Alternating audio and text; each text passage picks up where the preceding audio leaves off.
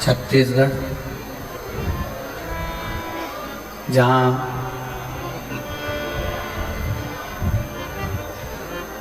स्वयं प्रकृति ने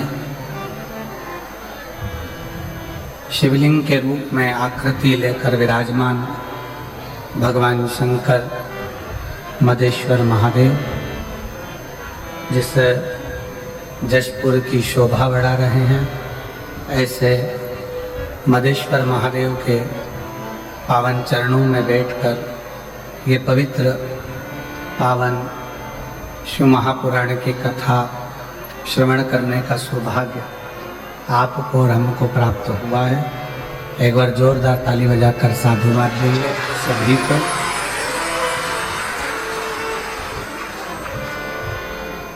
पूरी दुनिया का, विश्व का सबसे बड़ा शिवलिंग छत्तीसगढ़ की पवित्र भूमि मदेश्वर महादेव। हम तो ये कहेंगे, जो जीवन में एक बार कैलाश की यात्रा न कर पाया हो, वो एक बार छत्तीसगढ़ के जमशेद जशपुर के इस मदेश्वर महादेव की यात्रा जरूर करें।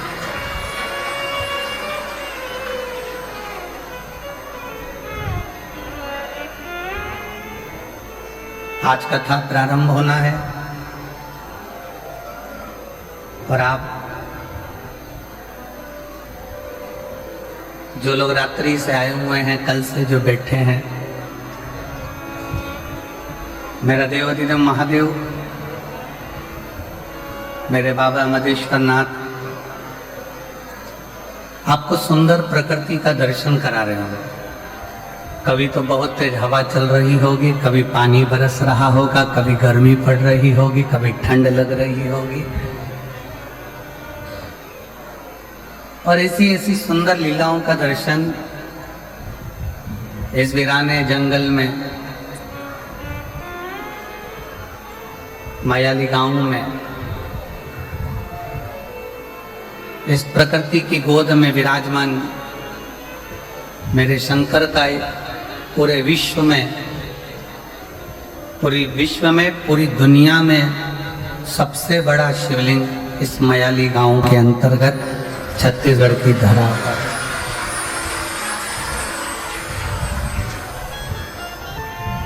और जोरदार ताली बजाकर साधुवाद करेंगे और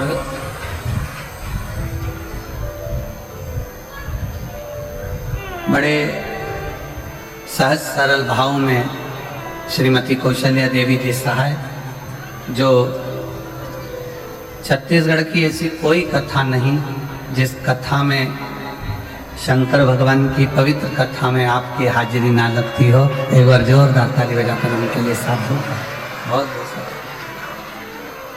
कथा मंडप में ही विराजमान माननीय छत्तीसगढ़ शासन के मुख्यमंत्री जी श्री विष्णुदेव सहाय जी के सुपुत्र श्री तोषेंद्र देव जी सहाय जी, जो कि लगातार सनातन धर्म को एकजुट करने के लिए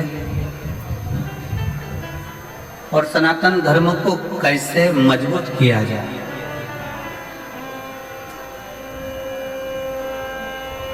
छत्तीसगढ़ शासन का एक उभरता हुआ चेहरा श्री तोषेंद्र जी,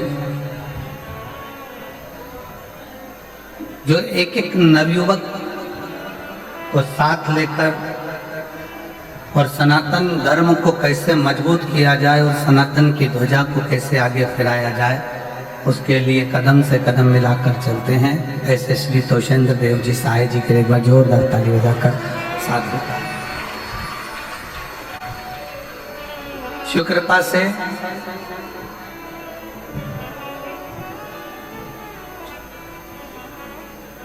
शायद हमारे जीवन की ये पहली ऐसी कथा है जिसका यजमान पद संपूर्ण सनातन हिंदू बने हैं और संपूर्ण सनातनी इसके यजमान बने। इसमें किसी यजमान का नाम नहीं दिया गया इस कथा को, क्योंकि ये मादेश्वर महादेव के चरणों में हो गई।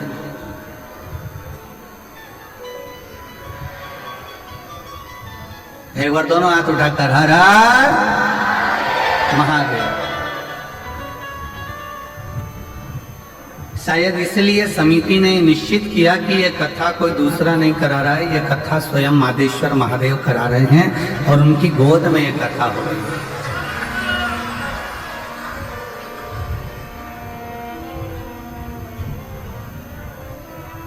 जब हम इस क्षेत्र में आए तो कोई ने कहा कि जशपुर में ये बड़ा, जशपुर में वो बड़ा, पर यहाँ आकर मालूम पड़ा कि जो भी बड़ा वो सब महादेव के चरणों में पड़ा। तब ज्ञात हुआ कि यहाँ केवल एक ही बड़ा, वो है देव अधिदेव महा। बाकी के जितने भी हैं वो कह दें कि ये बड़ा, हमारे जशपुर में वो बड़ा, तो समझ लेना सब इतने बड़े महादेव के चरणों में पड़ा। इसके आगे कोई नहीं बड़ा और ना कोई खड़ा, केवल शिव, केवल शिव।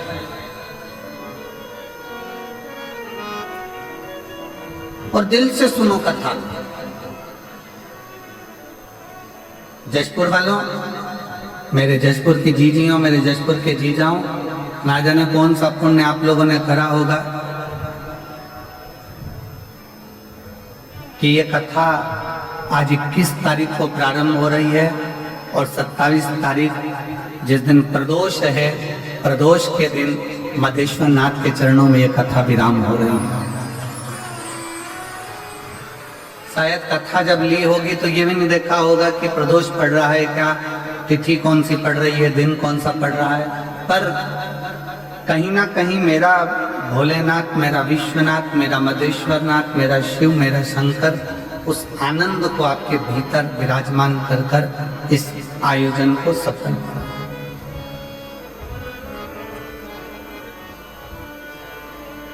हृदय से सुनो और जितना दिल से इस कथा को अपने अंदर उतार सकते हो उतने दिल से उतारो।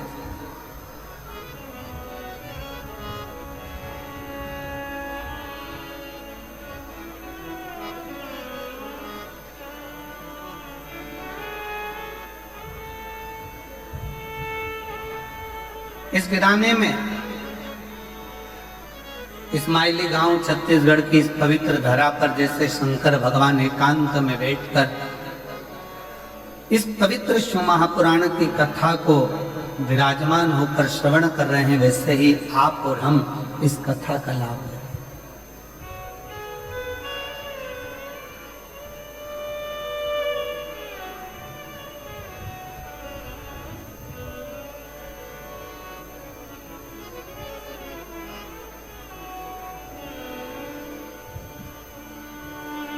कल आशीष कर रहे थे गुरुजी, इस्माइली गांव में पहुंचने के लिए ट्रेन भी बहुत दूर तक छोड़ती है, फिर वहां से 100-150 किलोमीटर दूर चलकर यहाँ पहुंचना पड़ता है। बस का साधन भी दूर तक रहता है। हमने कहा आशीष, ये मदेश्वर नाथ जो बैठे हैं ना, ये साधारण नहीं है। वो एक बार अपने भक्त को भले पैदल बुला लेते हैं, पर दूसरी बार उसको 4 व्हीलर दिला कर बुलाते हैं कि तू अपनी गाड़ी से यहां तक पहुंच, तू अपने साधन से। और तेरी कृपा बिना न हिले एक भी अणु, लेते हैं श्वास तेरी कृपा से तनु तनु। हे गंगाधार मुक्तिवार ओमकार तू, बोले ओमकार तू। आयो शरण तिहारी शंभु तार तार तू। आप जिस भाव से, जिस हृदय से, जिस चित्त से, जिस वृत्ति से, जिस मन से भगवान शंकर की कथा को अपने भीतर उतारोगे, शिव उस भाव से आपको प्रकट होगा, उस भाव से आपको मिलेगा।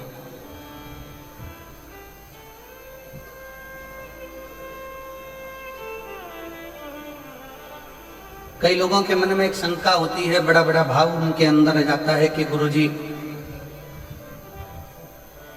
जब हम भगवान का भजन करते हैं, स्मरण करते हैं, कीर्तन करते हैं, भगवान की भक्ति करते हैं, तो हमारे ऊपर फिर दुख क्यों आता है?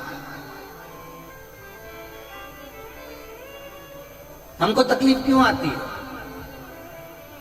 हमको कष्ट क्यों आता है? शिव महापुराण की कथा कहती है, अभी आम का सीजन चालू हो गया, केरी आने लगी, आम आने लगा। आम के बगीचे में जाकर देखना, जो नया नया पौधा होता है, नया नया आम का पेड़ होता है ना, उस पेड़ में जो नए नए फूल आते हैं, हमारे इधर मध्य प्रदेश में तो उसको आम के पेड़ के मोर कहते हैं, कि आम के पेड़ में मोर आया। अब इधर नहीं मालूम छत्तीसगढ़ में कि उसको क्या कहते हैं, पर हमारे उधर कहते हैं मध्य प्रदेश में कि आम के पेड़ में जब फल आने वाला होता है तो पहले मोर आ जाता है, पहले फूल आ जाता है। पर जब कोई नया आम का पेड़ होता है, पहली बार उसमें अगर फूल आता है, पहली बार अगर उसमें मोर आता है, तो बड़ा सुंदर दिखता है कि कितना सुंदर है, कितना विशाल है, कितना बढ़िया है। इसमें आम आएंगे, बहुत आएंगे, ढेरों आम लगेंगे और ढेरों आम इसमें लग जाएंगे। पर जो श्रेष्ठ माली होता है ना, आम के पेड़ को जो संभालने वाला होता है, जो श्रेष्ठ माली होता है, जो बगीचे को संभालने वाला माली होता है, वो क्या करता है? उस आम के पेड़ के, नए आम के पेड़ के मोर को, फूल को तोड़ लेता है, तोड़कर उसको फेंक देता है उसी पेड़ के नीचे।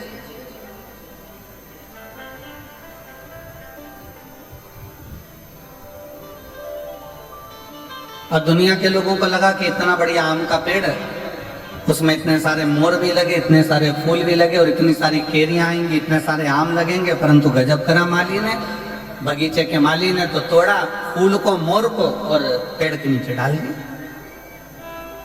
कई लोगों को गुस्सा भी आया, कई लोगों को लगा भी सही कि ये क्या करा, बताओ, आम का पेड़ में इतने सारे मोर लगे थे, इतने सारे फूल लग रहे थे और उसने तोड़कर सब नीचे पटक दिया, उसको कुचल दिया, बेकार कर दिया। पर जो समझदार था, जिसकी चित्तवृत्ति में समझदारी थी, उसने माली को धन्यवाद दिया कि वारे माली, तूने अच्छा करा, जो पहली बार नए वृक्ष में जो मोर आए थे, फूल आए थे, उसको तोड़कर तूने कीचड़ में डाल दिया, पेड़ की जड़ में डाल दिया। क्यों? क्योंकि हमारा एग्रीकल्चर कहता है, हमारी प्रकृति कहती है कि नया पेड़ का फूल आम के बगीचे में लगे नए पेड़ के अगर मोर को, फूल को तोड़कर फेंक दिया जाए तो दूसरी बार जो फूल आते हैं और दूसरी बार जो फल आते हैं वो अपार आते हैं, जिसको गिना भी नहीं जा सकता। इतनी कृपा के साथ में उसमें आम लगना चालू हो जाते हैं, उसमें फूल लगना प्रारंभ हो जाते हैं।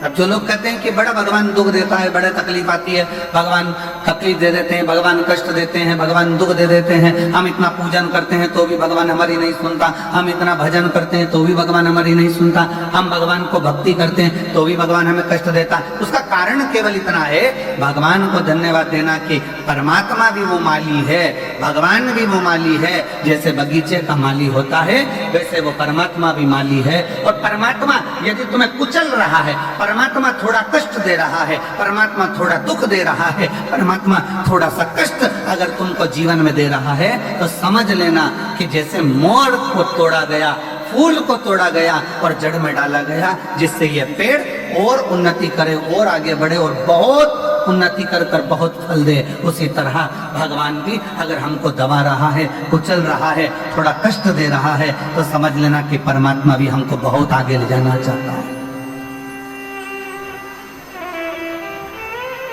समझ लेना, परमात्मा भी हमको बहुत आगे तक लेकर जाना चाहता है, परमात्मा हमको बहुत दूर तक लेकर जाना चाहता है, परमात्मा हमको बहुत अग्रणता में लेकर जाना चाहता है।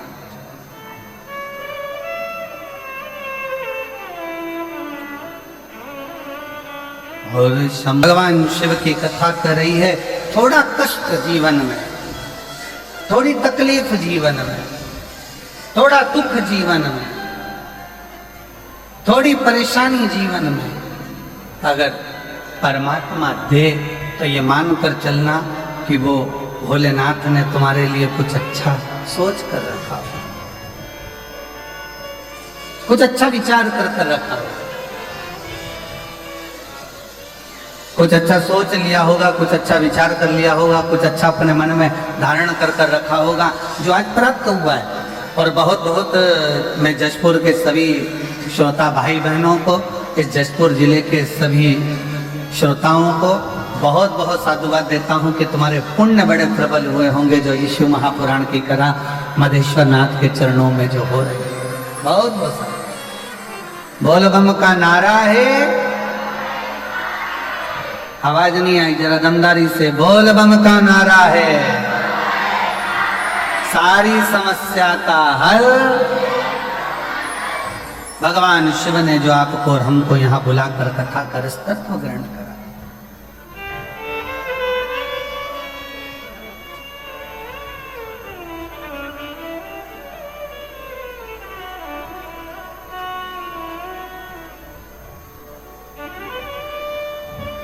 और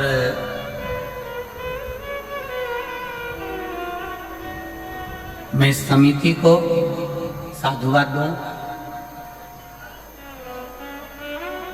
कि वास्तवता है इस कथा की जरूरत। ये जो जमशेदपुर वासी है, जशपुर के छत्तीसगढ़ के जो निवासी हैं, मयाली गांव के जो निवासी हैं या इस आसपास के क्षेत्र के जो निवासी हैं, वनवासी क्षेत्र के जो निवासी हैं, वो लोग बहुत दूर जाकर कथा को नहीं सुन पाते,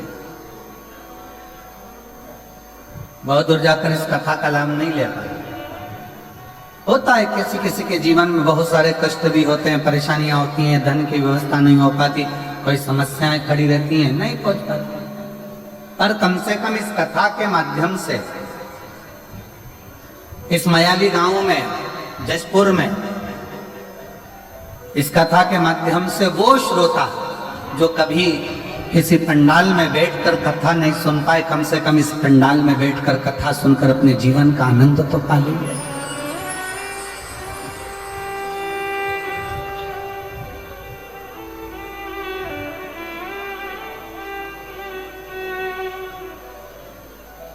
दिल से सुनो, धारण करो, और जो अपने जीवन में उतारने लायक हो,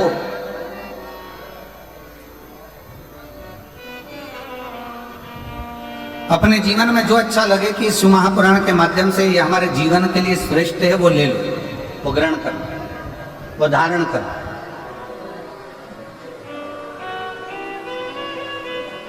अब इतना बड़ा बाजार लगा है, आपने देखा होगा जब बाहर से आप लोग यहाँ आ रहे होंगे कथा स्थल पर, तो ग्राउंड के बाहर बहुत बड़ा बाजार लगा है। आप कहीं पर भी घूमोगे तो बाजार लगा है, कोई कंकु बेच रहा, कोई रोली बेच रहा, कोई मोली बेच रहा, कोई कपड़ा बेच रहा, कोई खाने का सामान बेच रहा, कोई सामान, कोई श्री शिवाय नमस्तुभ्यम, कोई मंत्र, कोई किताब, कोई कुछ श्रृंगार का सामान, कोई हार, कोई बिंदी, कोई चूड़ी, सब बेचने में लगे हुए हैं। ढेर बाजार लगा।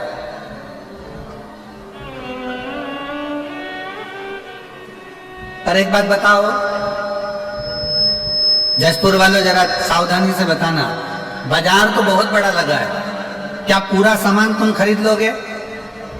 जम के बोलो जरा, जम के। नहीं, क्या खरीदोगे? जिसकी तुमको जरूरत है।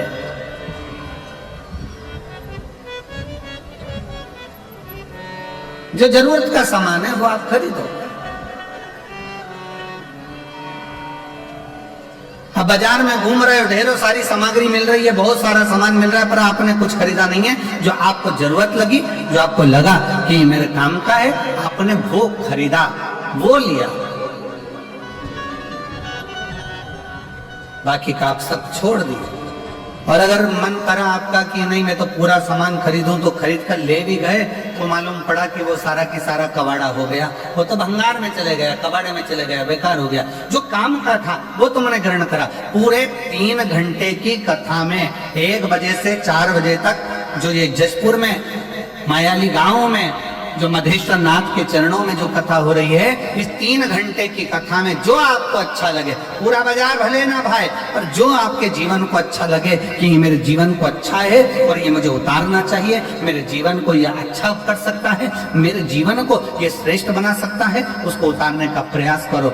जैसे बाजार में बहुत सारा सामान है पर लिया वही जाता है जो हमारे काम का होता है, उसी तरह कथा में बैठकर जो आपकी जिंदगी को सार्थक बना सके, जो आपके जीवन को श्रेष्ठ बना सके, उसको ग्रहण करने का प्रयास करें। और किया।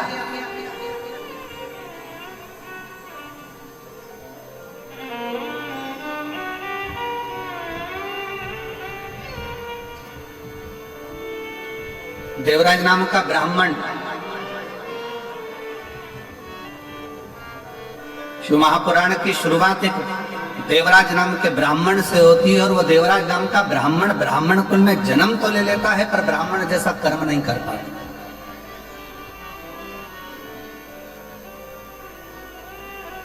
ऐसे संसार में न जाने कितने लोग हैं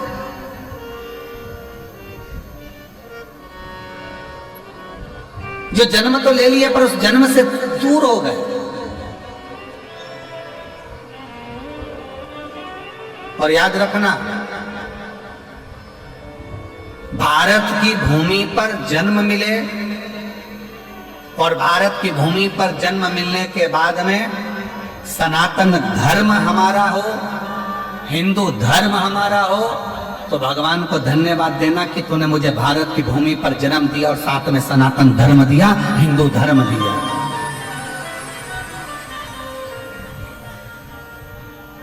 जिस धर्म में काटना नहीं सिखाया,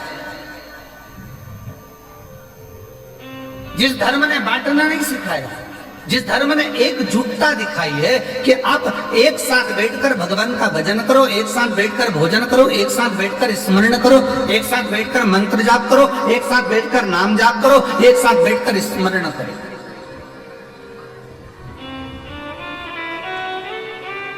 और उसका सबसे बड़ा प्रमाण सनातन धर्म ने इस 2025 में दिखाया, कुंभ का मेला, महाकुंभ, जिसमें करोड़ों करोड़ों 70 करोड़ के करीब में भक्त पहुंचे और एकजुट होकर मां त्रिवेणी के संगम पर स्नान करना, भगवान का मंत्र जाप करना, एकजुट होकर भगवत स्मरण में डूबना, ये सनातनी ने अपनी एकता को जागृत कर संपूर्ण विश्व में दिखा दिया कि सनातन धर्म क्या है।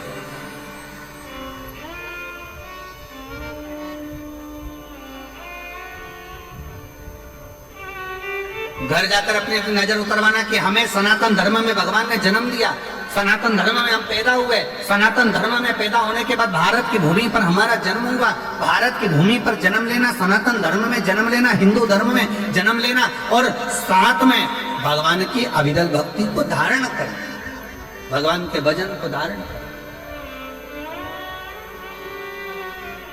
ऐसे कई है। शिव महापुराण में संवाद आता है देवराज नाम के ब्राह्मण का कि ब्राह्मण कुल में जन्म लेने के बाद भी वो ब्राह्मण नहीं बन पाए।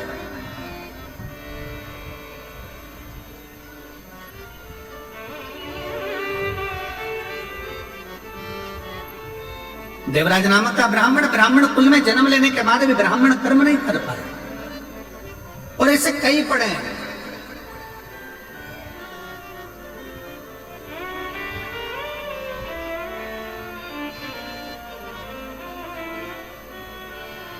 शरीर मिल जाए और मानव के शरीर के साथ में ये भगवान से प्रार्थना करना कि पूर्ण शरीर।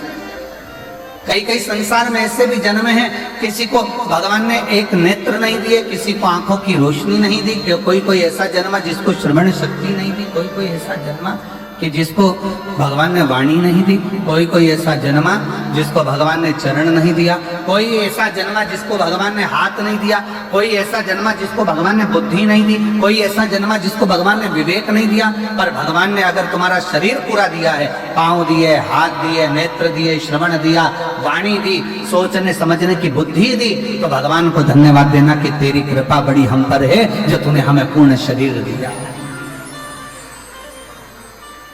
ये तेरी कृपा से नहीं।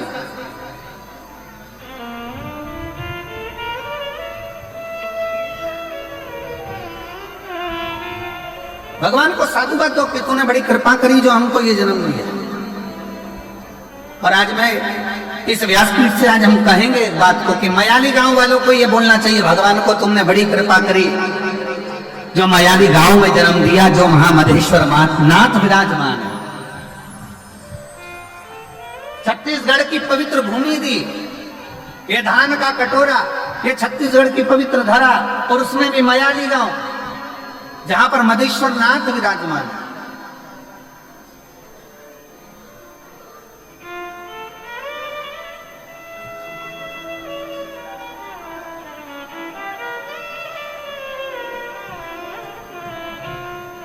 ये तेरी कृपा से मिला है, तेरी दया से मिला है, तेरी करुणा से मिला है। और उसमें भी जन्म मयाली गांव में मिल गया, मधेश्वर नाथ के चरणों में मिल गया, और उसमें भी इतना बड़ा जशपुर छोड़कर, तहसील छोड़कर कथा भी मिली तो मयाली गांव वालों को मिली। ये भी एक बड़ा श्रेष्ठ भाग्य है।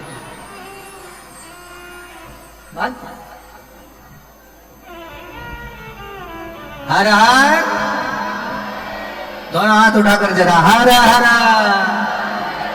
ये तेरी कृपा, ये तेरी दया, ये तेरी उदारता, ये तेरी करुणा, ये तेरी दया। कोई पुण्य हमारे और आप है जो हम शंकर तक पहुंचे, शिव तक। और देखिए, अभी आपको कहा था कि जो एक बार कैलाश की यात्रा न कर कर आया हो, वो एक बार छत्तीसगढ़ के जशपुर मयाली गांव आकर ये कैलाश की दर्शन, ये मधेश्वर नाथ का दर्शन जरूर कर।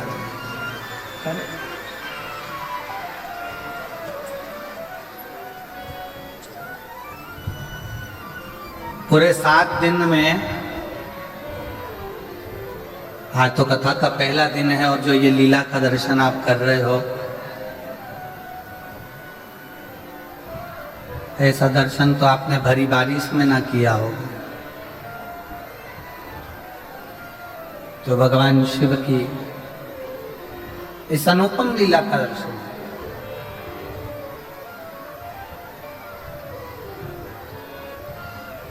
देवराज नाम का ब्राह्मण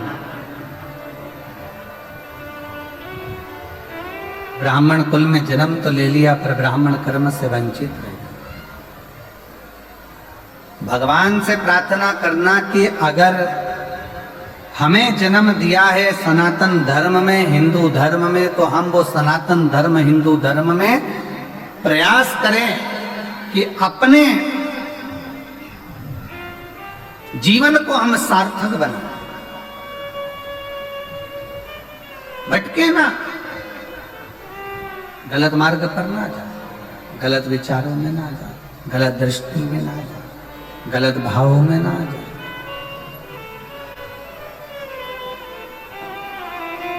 शिव पुराण कर रही है, भगवान शंकर का पावन चरित्र कर रहा है, शिव तत्व कर रहा है। देवराज नामक का ब्राह्मण कुल में जन्म तो ले लिया, पर ब्राह्मण कर्म से वंचित हो गया। और फिर निवेदन है, अगर पत्नी, बच्चा, परिवार की बात रहे ना, तो मेरा शंकर निभा सकता, मेरा शिव निभा सकता।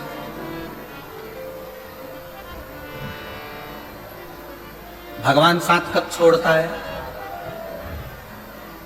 बहुत ध्यान लगाकर सुनिएगा जरा, कि परमात्मा साथ कब छोड़ता है? जब व्यक्ति गलत राह पर चल देगा, गलत मार्ग पर चल देगा।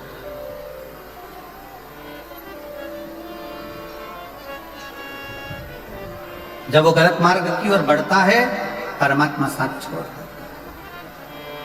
देवराज नामक का ब्राह्मण जब तक अपने पत्नी के लिए कमाया, शिव ने साथ दिया। देवराज नाम का ब्राह्मण जब तक अपने बच्चों के लिए कमाया, शिव ने साथ दिया। देवराज नाम का ब्राह्मण जब तक अपने माता पिता के लिए कमाया, शिव ने साथ दिया। देवराज नाम का ब्राह्मण जब तक सत्कर्म की ओर बढ़ता रहा, अपने परिवार, कुटुंब, मित्र, दोस्त सबके लिए कमाया, शंकर ने साथ दिया। पर जब देवराज नाम का ब्राह्मण एक वैश्या का संग पकड़ लिया और वैश्या ने कह दिया कि मुझे राजा के पत्नी के गले में जो हार पड़ा है वो हार तुझे ला कर देना।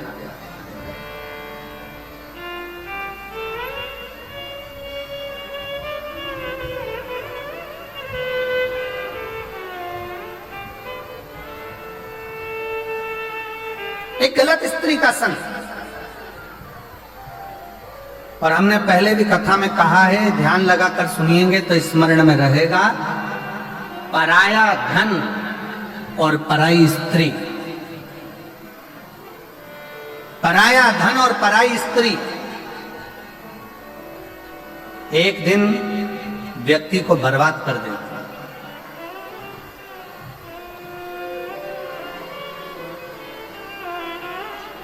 पराया धन और पराई स्त्री एक दिन बर्बादी के सिरे पर ले जाकर छोड़ देती।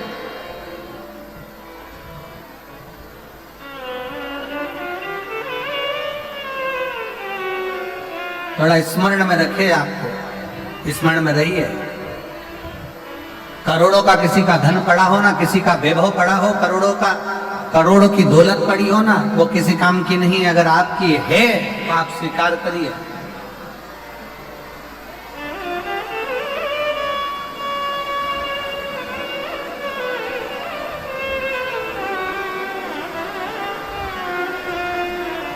हर हर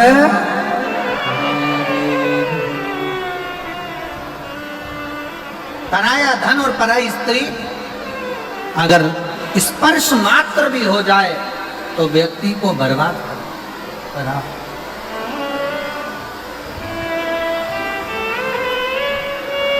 देखिए, बहुत तेज जलवृष्टि है और निवेदन है, पंडालों में जहां जगह हो पीछे के टेंट ऑन खाली कर पंडालों में जहां जहां जगह हो वहां पर बैठने का प्रयास करिए। पंडालों के अंदर जहां जहां जगह हो वहां बैठने का प्रयास करिए। पानी बहुत तेज है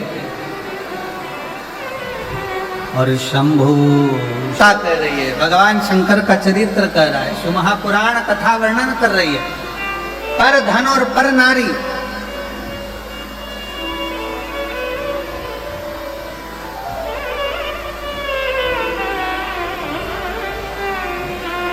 पर धन पर स्त्री का जब संग पड़ गया तो व्यक्ति बर्बाद हो गया, व्यक्ति नष्ट हो गया।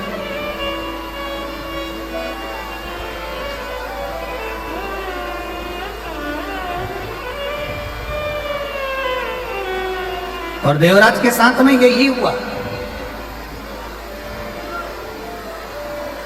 घर में सुंदर नारी है, घर में सुंदर बच्चे हैं, घर में बुजुर्ग माता पिता हैं, पूरा घर अच्छे से चल रहा था, कोई चीज की जरूरत देवराज को नहीं पड़ती। पर जब एक वैश्या का संग देवराज को हो गया, उसकी सुंदरता देखकर, उसका चेहरा देखकर, उसकी सुंदरता का गुणगान करते हुए देवराज उस वैश्या का संग जब पकड़ लिए,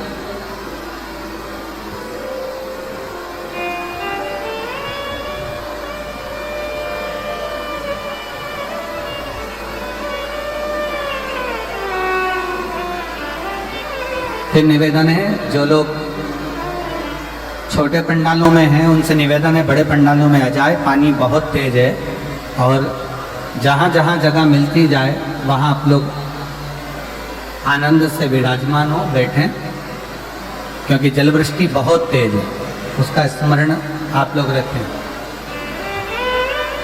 पानी बहुत तेज है, उसका ध्यान रखें, और अंधेरा भी बहुत है, उसका भी स्मरण रहे।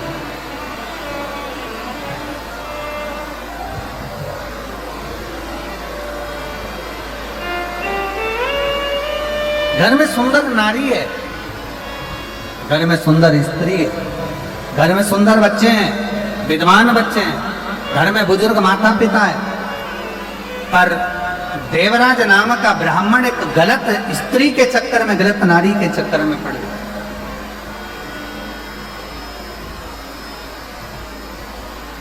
और जब देवराज गलत स्त्री के चक्कर में पड़ा तो उस स्त्री ने कह दिया कि मुझे गले में पहनने के लिए रानी के गले में जो हार पड़ा हुआ है, रानी के गले में जो हार डला हुआ है, रानी के गले में जो हार पड़ा है वो हार मुझे ला कर दो, मुझे वो हार दो।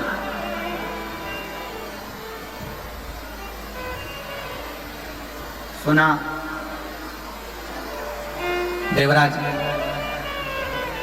अभी तक देवराज ने कभी भी चोरी नहीं करी थी, देवराज ने कभी गलत कर्म नहीं करा था, गलत कृत्य नहीं करा था। केवल एक स्त्री के चक्कर में पड़कर, एक नारी के चक्कर में पड़कर, एक पर स्त्री के चक्कर में पड़कर देवराज ने चोरी का क्रम पहली बार प्रारंभ करा और चोरी करने के लिए राजभवन में पहुंच गए।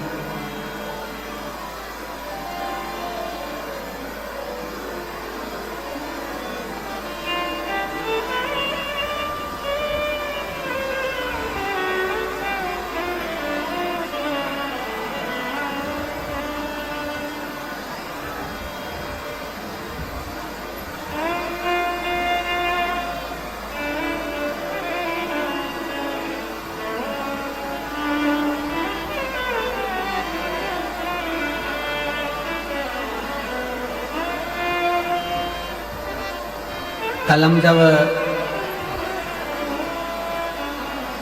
मयाली गांव के लिए रायपुर से चले थे, मैं दीदी को कहूँगा कि जब मयाली गांव से चले तो वहाँ रायपुर में पहुँचने से पहले हमने सूचना करी कि हम जब मयाली पहुँचे तो बाबा को, मदेश्वर नाथ जी को थोड़ा गंगा जल चढ़ाना है। पर मदेश्वर नाथ जी पर गंगा जल नहीं चढ़ पाया क्योंकि वो जो हेलीकॉप्टर से चढ़ना था वो व्यवस्था उस हिसाब से पूर्ण नहीं हो पा रही। अब हमारे साथ में माननीय स्वास्थ्य मंत्री जी थे दीदी, तो वो स्वास्थ्य मंत्री जी बोले गुरुजी गंगा जल तो साथ में है पर शंकर जी को चढ़ नहीं पा रहा। तो हमने उनसे कहा कि अब बाबा को गंगा जल कल कथा के समय पर ही चढ़ जाए।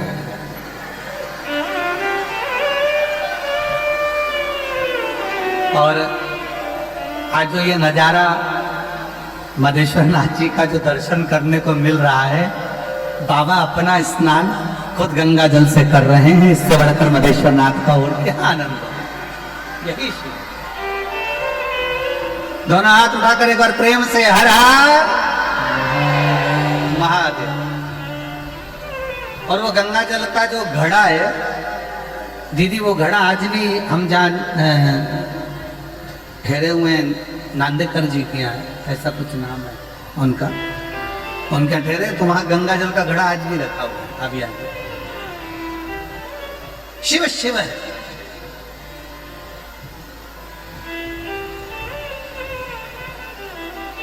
आप जिस भाव से उसको भजोगे, आप जिस हिसाब से उसको भजोगे, आपका मन, आपका हृदय जितने प्रेम से, जितने भाव से आप उसको भजोगे वो स्वीकार कर, जितने भाव से।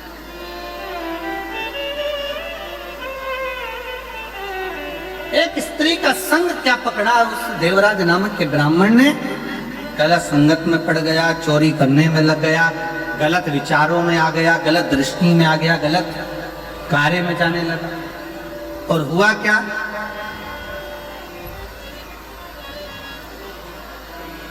आखिरी में फिर हुआ क्या कि वो देवराज जब चोरी का धन लेकर, वो देवराज जब चोरी का धन लेकर, सामान लेकर आया और शरीर में पड़ने लगा ताप, तो विचार करा कि अब ये चोरी के धन को लेकर मैं कहां जाऊं।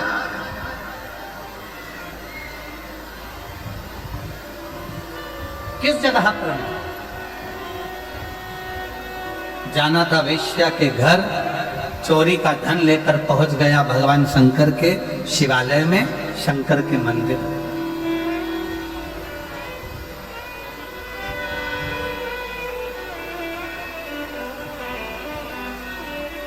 और चोरी का धन लेकर जब वो शंकर के मंदिर में पहुंचा, शिवालय में पहुंचा, शंकर के मंदिर में जैसे ही गया, शरीर में इतना ताप पड़ रहा था कि वो दुबक कर चोरी के धन को अपने अंदर छुपाकर और एक कोने में जाकर एक दीवार से टिक कर बैठ गए। अब देवराज को यह नहीं मालूम कि वो चोरी का जो धन लेकर चला है, वो चोरी का जो धन लेकर पहुंचा है, उसको तो लग रहा था कि कोई साधारण स्थान होगा। ब्राह्मण कुल में जन्म लेकर वो कभी तो मंदिर नहीं गया था, ब्राह्मण कुल में जन्म लेकर कभी वो शिवालय नहीं गया था, ब्राह्मण कुल में जन्म लेने के बाद कभी उसने भगवान का नाम उच्चारण नहीं करा था। पर पहली बार चोरी के धन को लेकर, चोरी के आभूषणों को लेकर वो शंकर के मंदिर में दीवार से छुपकर बैठ गए।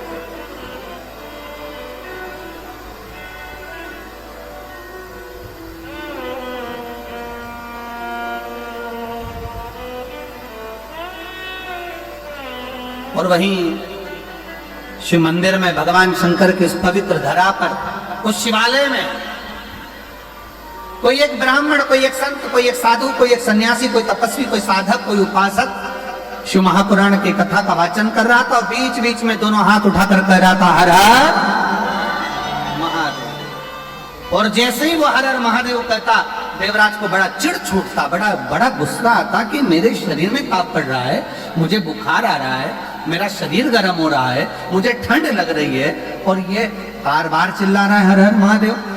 देवराज को क्रोध आ गया। शिव कथा कहती है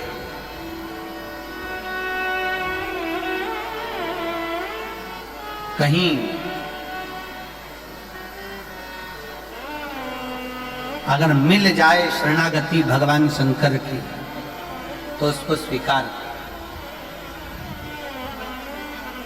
कौरव और पांडव दोनों की सेना तैयार है, युद्ध के मैदान में खड़ी है, दोनों की सेना।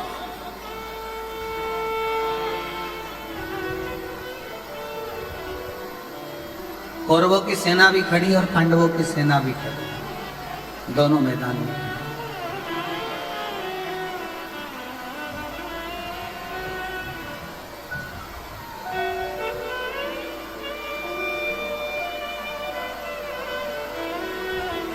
कौरवों की सेना भी मैदान में है, पांडवों की सेना भी मैदान में। भगवान कृष्ण ने अर्जुन से कहा, अर्जुन एक बात सुनो, ये युद्ध जो प्रारंभ होने वाला है, इस युद्ध के प्रारंभ में शंख की ध्वनि कर कर चिल्ला कर कह दिया जाए, अगर कोई कौरवों में से पांडव में आना चाहे तो आ जाए, और अगर कोई पांडवों में से कौरवों में जाना चाहे तो चले।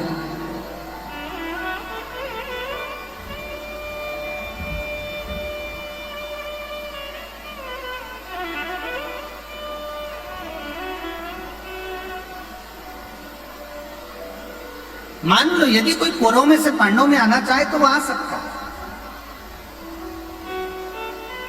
और यदि कोई पांडवों में से कौरवों में जाना चाहे तो वो जा सकता है।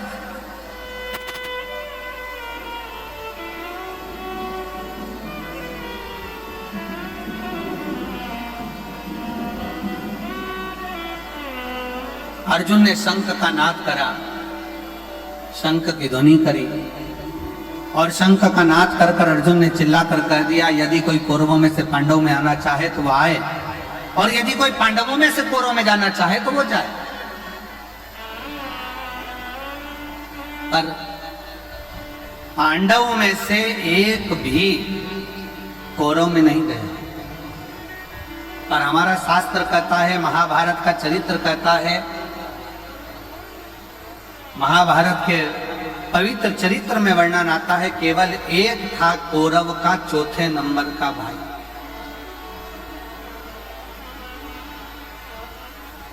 जिसका नाम था विकर्ण। कौरव का चौथे नंबर का भाई था विकर्ण, जो अपने रथ को लेकर आगे आया, अपने रथ को आगे बढ़ा।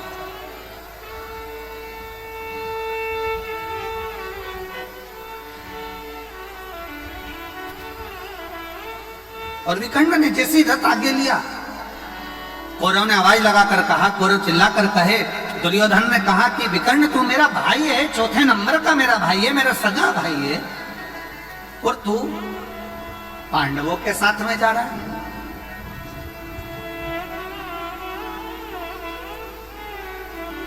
तू मेरा सगा भाई होकर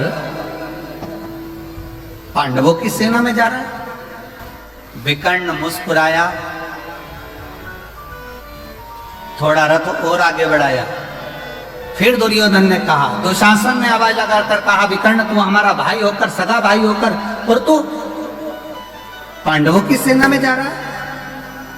आखिरी में विकर्ण से रहा नहीं गया और विकर्ण ने कहा, भैया दुर्योधन, भैया दुशासन, सुनो,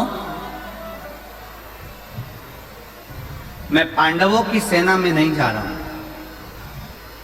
मैं धर्म की लड़ाई लड़ना चाहता हूं, इसलिए मैं पांडवों की सेना में नहीं, जो रथ को हाँक रहे हैं द्वारकानाथ, जो रथ को चला रहे हैं भगवान कृष्ण, विकर्ण कहता है मैं उन कृष्ण की शरणागति में जा रहा हूं।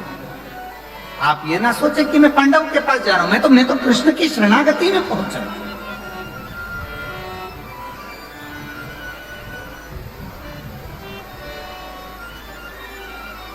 और जितने यहां पर बैठकर कथा को श्रवण कर रहे हैं माधेश्वर नाथ जी के पवित्र चरणों में, आप इतना स्मरण जरूर रखना कि ये कथा आप कहां बैठकर सुन रहे हो, आप किस भूमि पर बैठकर सुन रहे हो।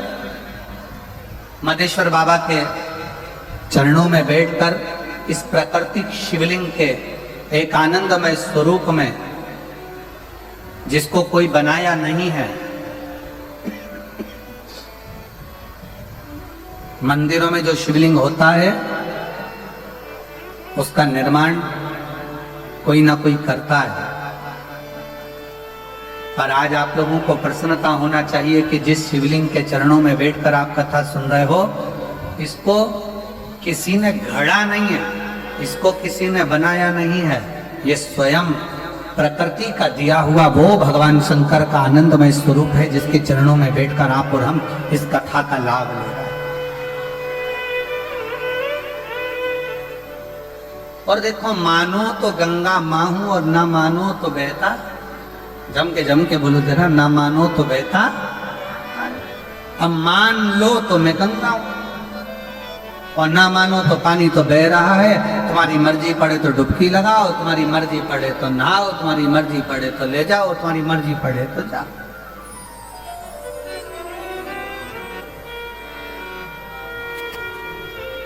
अभी आपके और हमारे ऊपर निर्भर करता है हम क्या माने, कैसे माने और किस भाव से उसको माने।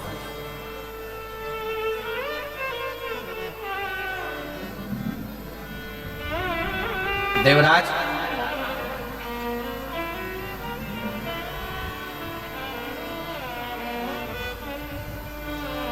संत ने फिर आवाज लगा, जैसे विकर्ण अपने रथ को आगे लेकर आ गया और दुर्योधन कहता रहा कि तू मेरा सगा भाई है, तू मेरा अपना है, और तू पांडवों की सेना में जा रहा है, पांडवों की ओर जा रहा है। कहा मैं कृष्ण की शरणागति में जा रहा हूं, कृष्ण की शरण। और यदि अगर तुमसे कोई पूछे, आप लोग यहाँ कथा सुनने के लिए आए हैं, तो कोई तुमसे कहे कथा सुनने कहाँ जा रही है, क्यों जा रही है, तो कह देना कथा सुनने के लिए मैं कहीं दूसरी जगह नहीं जा रही, जहां पर मेरे शंकर भगवान स्वयं विराजमान है, कंकर शंकर के रूप में मेरे शिव विराजमान है, ऐसे माधेश्वर नाथ के चरणों में उनके घर कथा श्रवण करने के लिए, उनके बोल बम का नारा है, मैं उनके चरणों में कथा श्रवण करने के लिए, मैं कहीं और नहीं।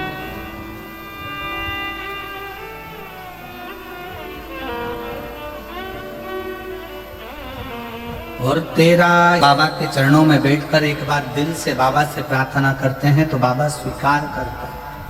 एक पत्र है बड़ा सुंदर, देखिए,